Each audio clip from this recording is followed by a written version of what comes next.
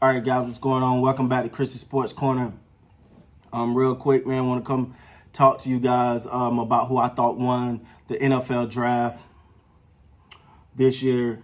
It was some good. You know what? This got to be one of the few drafts where you be like, "Then too many teams had a bad draft." Like, except the Packers. They, in my opinion, they had a bad draft. I could be wrong. Some people may disagree with me, but I feel like the Packers just simply had a bad draft. But that's another story for another topic. One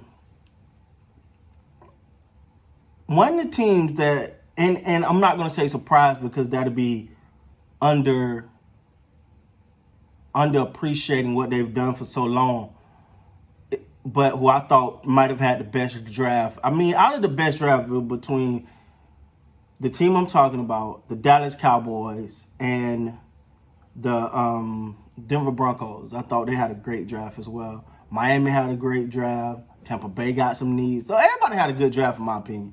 But the one team that I think might have had the best draft, definitely up in the top of them, was the Baltimore Ravens. I mean, when you look at their draft, I mean, Queen is a beast, man. There's no doubt about that. If you don't see that, something wrong with you. Queen is a beast. Now, the one question mark I had that I sat back and I thought about was the running back, J.K. Dobbins. But when you think about it, you know, Mark Ingram did have that injury toward the end of the season last year, and you know, you don't know. So, but I like I think Edwards is back, if I'm not mistaken. I like him. So I was a little head scratchy about that pick at running back because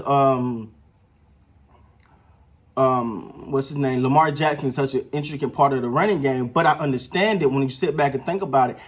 As Lamar get older, he gonna be be running a little less, which in turn which in turn makes you want to make sure that on the back end you start up for success. And so when I sat down and thought about it, I was okay. I get it, because if you're a team that can run in many different ways, why not have as many different weapons as possible? And with this pickup, it made sense. Then you look at the defensive tackle. The defensive tackle was something that I thought they needed. Well, it wasn't, in my opinion, wasn't a huge need, but I thought it was a help, and they got that. And then the wide receiver to go along with Hollywood, I was a big fan of that. Outside linebacker, the two, you can never have enough offensive guards, and the other defensive tackle, another wide receiver. And when you look at it, they had certain guys in mind that they were trying to get. And so you could tell that they circled certain people. And that's why they moved up in this 6 or 7 round. Moved around. I say they did some moving around to make sure. But they had four third round picks. And I thought they hit on every last one of those picks. Now, again, the wide receiver is the one that stood out to me most because that just gives Lamar Jackson another weapon. And I always say, I'm continue to say, he's underrated as a passer. I get tired of people dismissing him as a passer. Like, go look at the numbers. Men lie, women lie, numbers don't. Look at his passing numbers and tell me this guy wasn't a beast passing last year. And I think that teams are going to continue to buy in the fact that he can't throw, or he is limited in his ability to throw. He's going to continue to eat him alive until teams adjust, and then he can beat you with his legs. This Raven team is still one of my favorite teams going into this season, and I really see them as a Super Bowl contender off the rip. It's just that simple. And then I thought they got better. And you talking about a team that was one game away from the AFC Championship, and they got better. They got better. The one thing you could say they needed was They needed was the some secondary help. I think it was I had pointed out a little time. They needed some secondary help. I don't really think they needed much secondary help. I think Earl Thomas will be back full speed this year. And no, not secondary, defensive help. But I think Earl Thomas will be back full speed. I don't think Earl Thomas was 100% last year. I won't believe it. And not saying physically, just mentally. You know, after breaking, I think he broke his leg twice in 3 years, and you know, coming back from that is scary. You every time you plant that leg, you're a little shaky. You know, I think after the season go on, you start the game more confident, but I think he'll be really back at 100%. You know, it normally take about 2 years to come back from an injury like that. And I think he'll really be back at 100%, and that's going to be scary. That's going to be scary. And that addition of Calais Campbell is scary. Now you put a great defense with a great offense. I don't know how you stop it.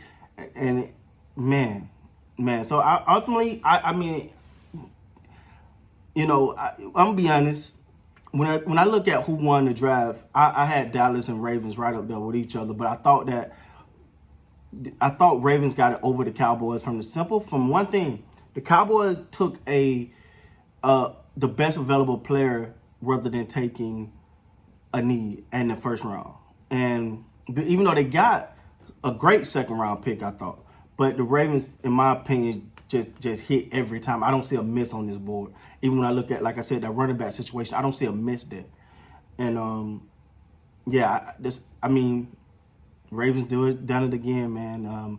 Ozzie Newsome, I definitely taught. I forgot the guy who's doing it now. He definitely taught him a lot, and he picking up right where he left off, man. Raven Nation gonna be in great hands for a long time. Is you know, they did it again, man.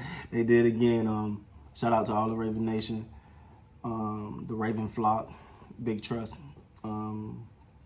Shout out to all you guys, and until next time, be safe. Everybody practice your social distance, and I'll talk to you guys later.